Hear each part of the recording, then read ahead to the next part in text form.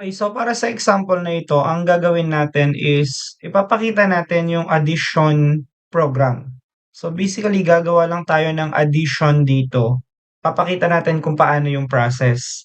So ang unang gagawin natin is i-declare natin yung data type na int, short for integer.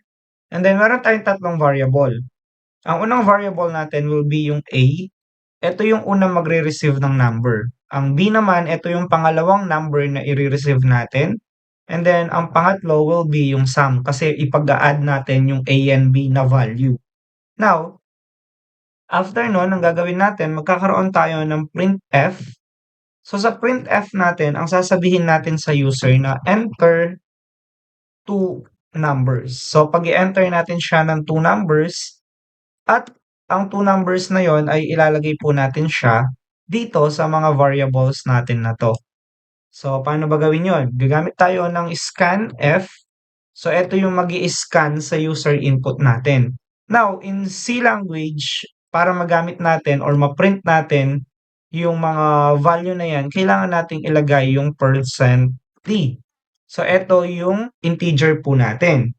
Now, since dalawang number yan, so gagamit tayo ng dalawang %d. So, ang %d, ang meaning niya ay integer. Now, after nun, gagamit tayo ng reference. So, ang reference, etong symbol na ito, ang ginagawa niya, we are locating the address of variable.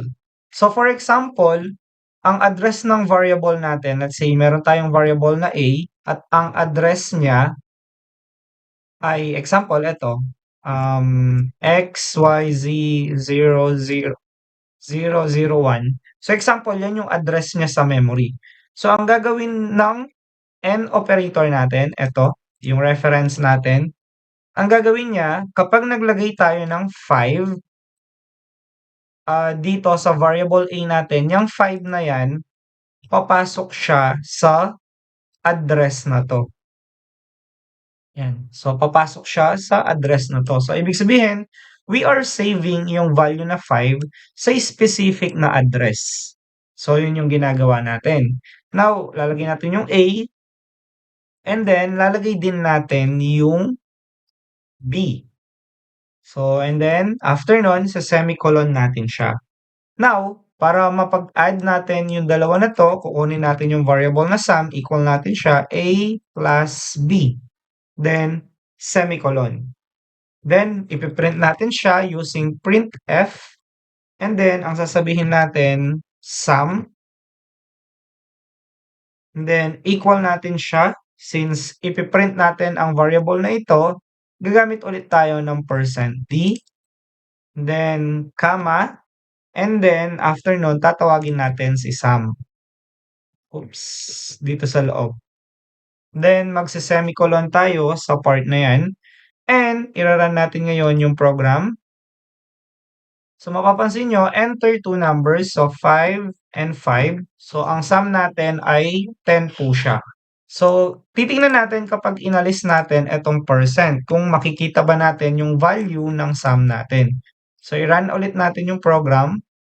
Then, 5 plus 5. Mapapansin nyo, hindi nalilitaw yung total natin na 5 plus 5 is equals to 10. Ang reason is inalis natin yung integer natin, which is yung %d natin. Okay, so kung aalisin mo yung isa na 'to, tingnan natin kung ano yung mangyayari sa data natin. So, 5 and 5. So, mapapansin nyo, ang 5 na lang ang sum natin kasi eto na lang yung kinukuha niya.